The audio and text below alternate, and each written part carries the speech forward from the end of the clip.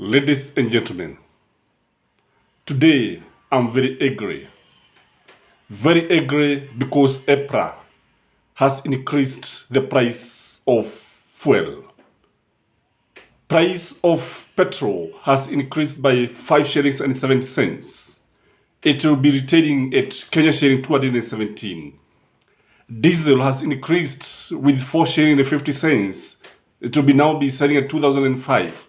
And kerosene has not been left out because it increased with almost 3 shilling.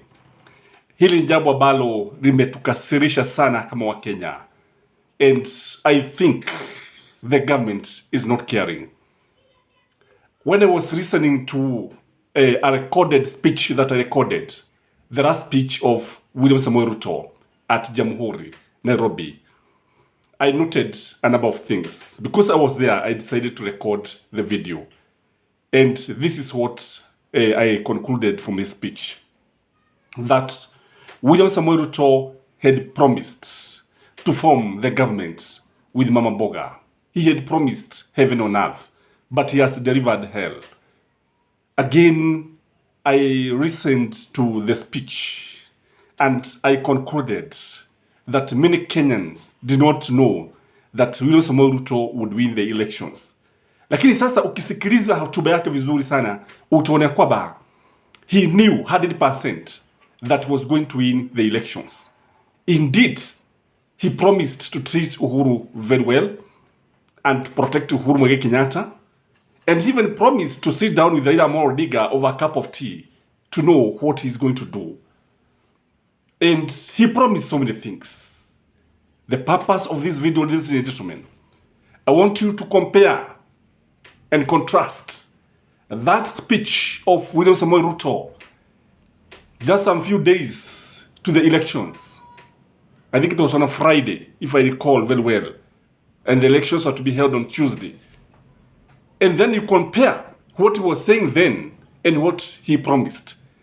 It is a bit lengthy, but kindly bear with me and listen so that you can have a clear picture. Because you see, unless you now refer to the past, what somebody said, you may not be able to tell why he is behaving the way he did. Because if you ask me, this was the greatest scam in the history of Kenya. Ladies and gentlemen, if you're doing this channel for the first time, you can like this video at this juncture and you can share the video, and if you're not subscribed, you can subscribe. Listen. The ballot, but we are today in the ballot, and I want to tell the people of Kenya, and I want to tell the people of Nairobi, we will overcome. Enough is enough, and freedom is coming. On Tuesday, the people of Kenya will prevail over the deep state. The people of Kenya will prevail over the system, and we are going to have a nation that leaves no Kenyan behind. I want to tell you, the great people of Kenya. I want to tell you, the people of Nairobi. They say this was a constitutional moment. We told them no. This is an economic moment. They told us it is about changing the constitution. We told them no. It is about changing the economy. They told us it is about sharing positions. We told them no. It is about creating jobs for the young people of our nation. They told us it is about sharing power amongst those in power and those who can access power. We told them no. It is about the empowerment of Mama Mboga, the empowerment of the boda gentleman, the empowerment of the hustler, the empowerment of the ordinary citizen. It is not about sharing power. They told us it is about leaders. We told them it's about the people. We told them it is about the people. We will tell them it is about the people. And on Tuesday, it is going to be about the people. Tunaelewana jameni? Tunaelewana jameni? And that is why I stand on this podium today to tell the people of Kenya they should not be afraid. There is a God God in heaven who is going to make sure Tuesday the will of God is going to happen. That we will prevail over the deep state. The deep state will not stop us. The system will not stop us. The powerful will not stop us. This is going to be the culmination that the people of Kenya are supreme. It is the people who hire and fire governments, and we will prove them on Tuesday that it is the people of Kenya who will make the decision to take Kenya forward. Wakenya mko jameni? Mnasikia?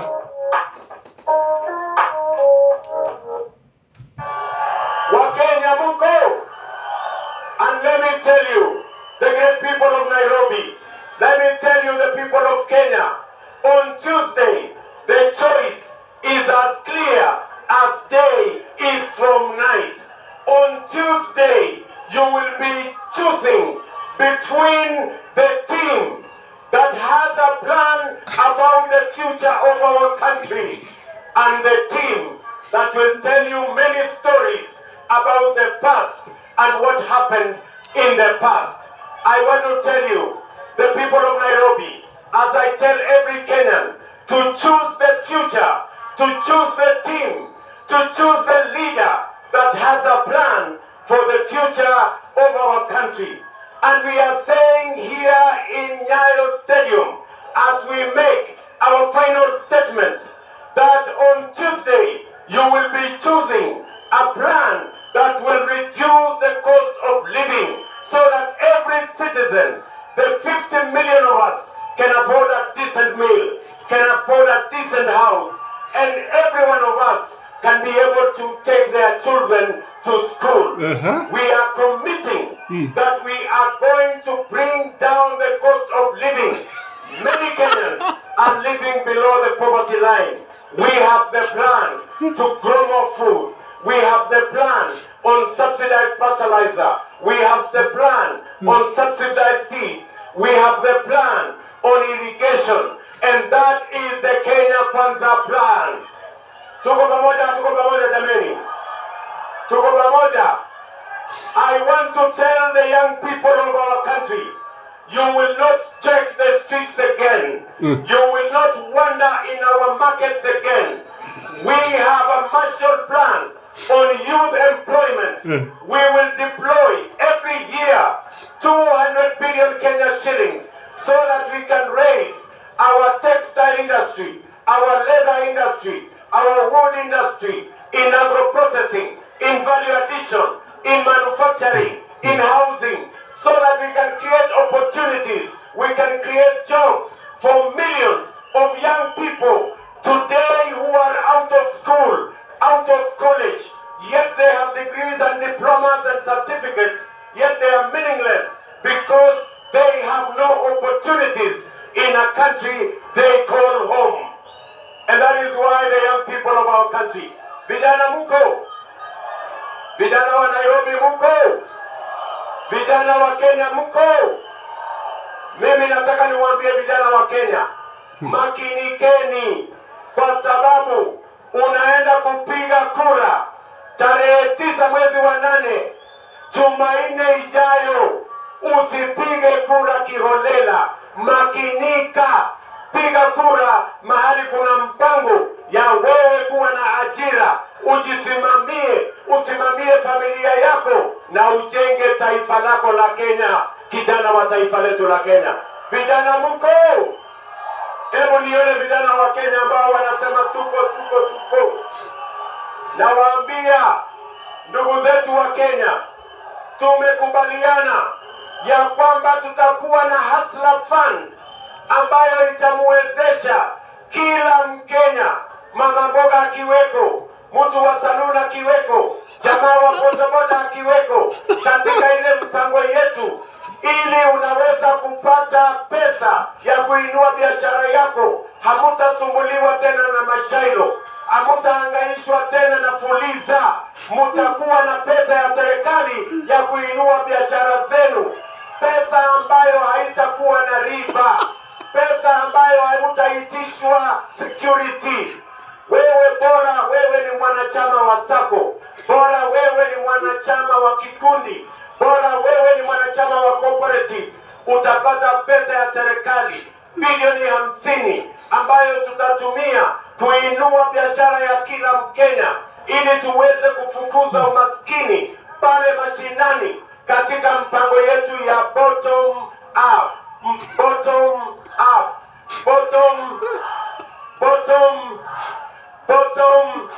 Hebu nione wangwana wa bottom up. Tumekubaliana, tuko pamoja. Pia tunawaambia hamutauza mali yenu tena kwenda kulipa gharama ya hospitali.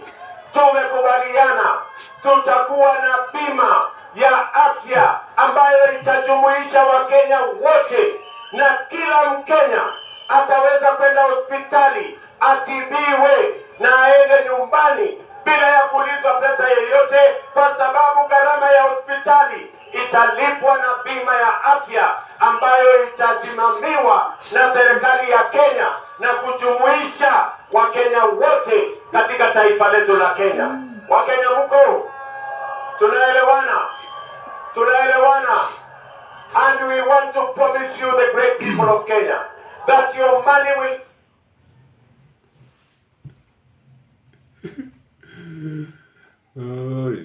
Si mlidanganywa na mkukubali. Do you think you can tell people bottom up again, ladies and gentlemen? Because you see, what he was promising is heaven. Literally, he promised heaven on earth.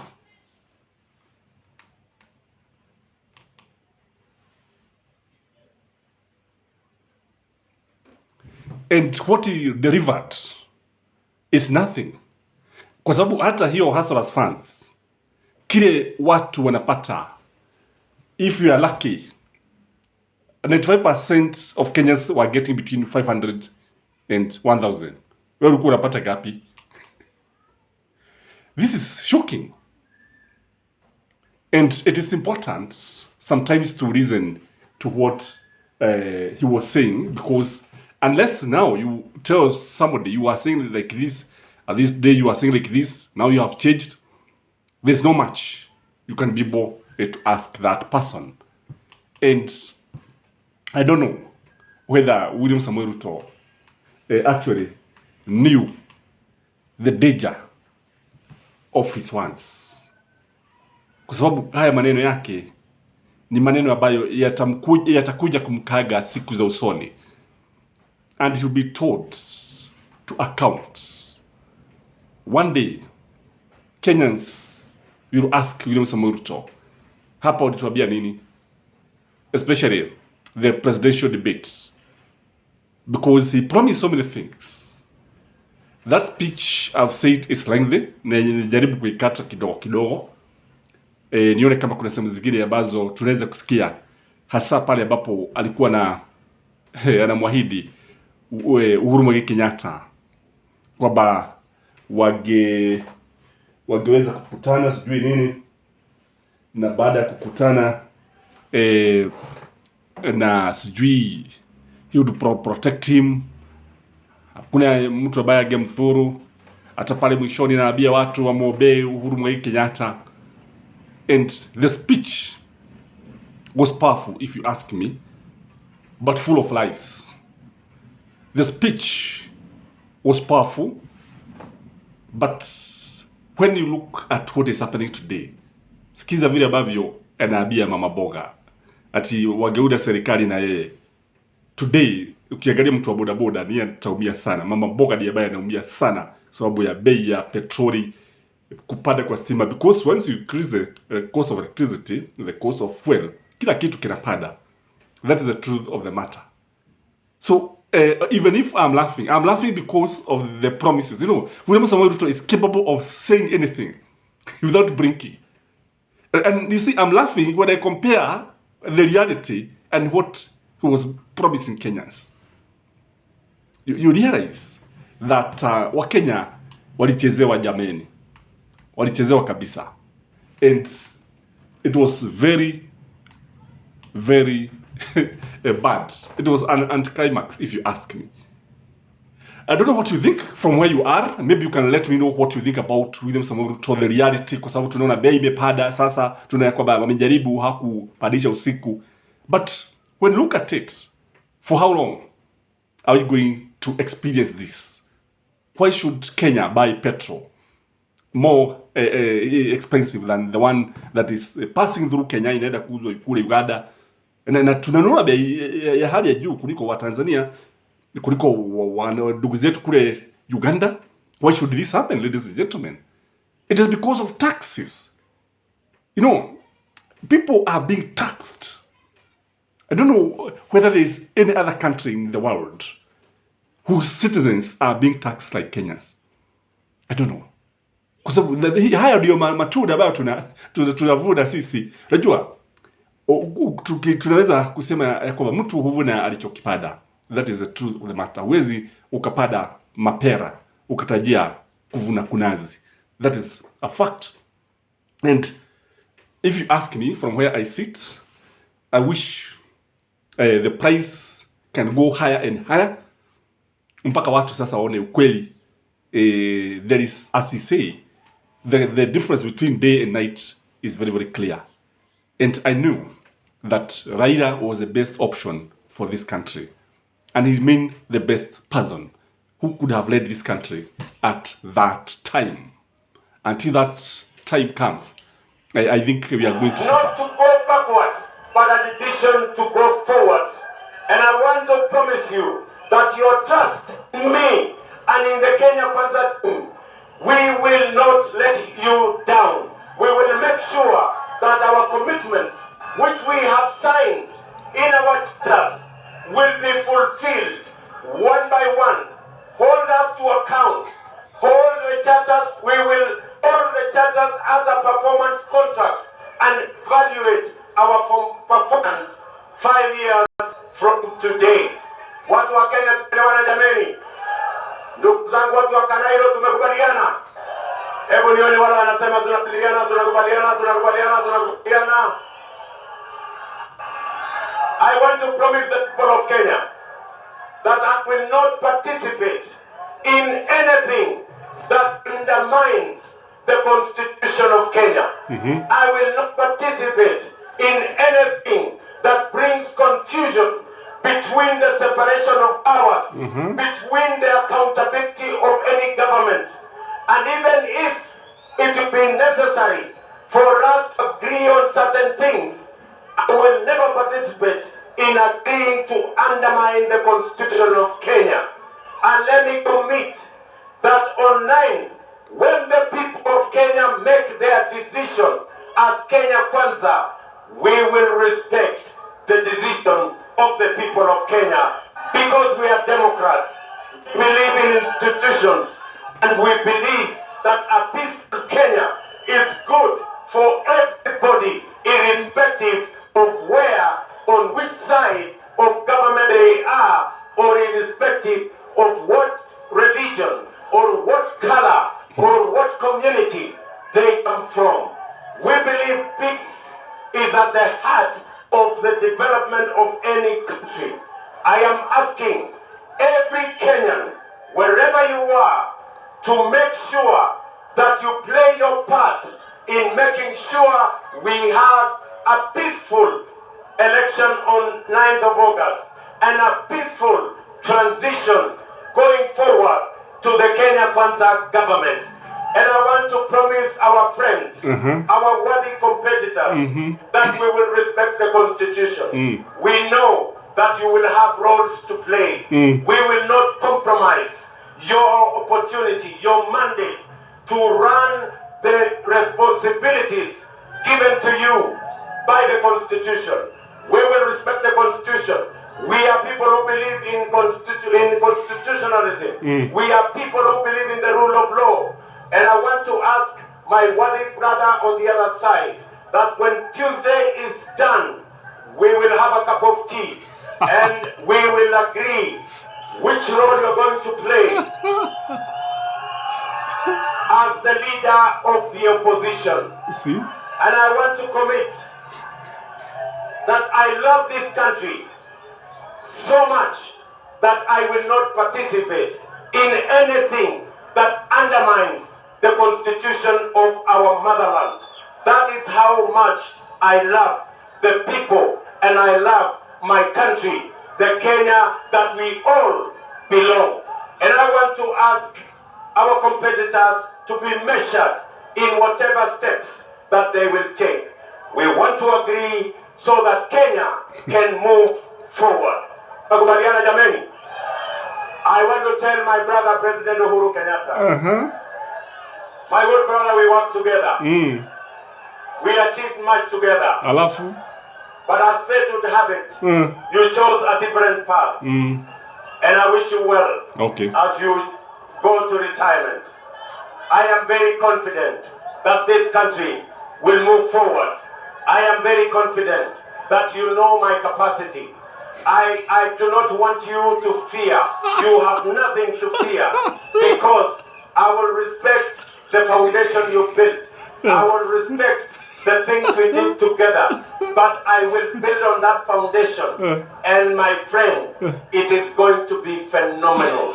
I know you know that it is going to be phenomenal. You don't have to worry that I might do better than you have done. It is our country we are trying to build. You have no fear. Just trust the people of Kenya to make the choice on the 9th of August. And Kenya is going to be well. I want to ask every Kenyan, please don't agree to be compromised. Don't agree to compromise the future of your children. Don't sell your birthright. Don't sell your vote. Go vote for the leadership that has a plan to take your family, to take you, your family, and your country into the future. Wakenya tumekubaliana jameni? Kanairo tumekubaliana?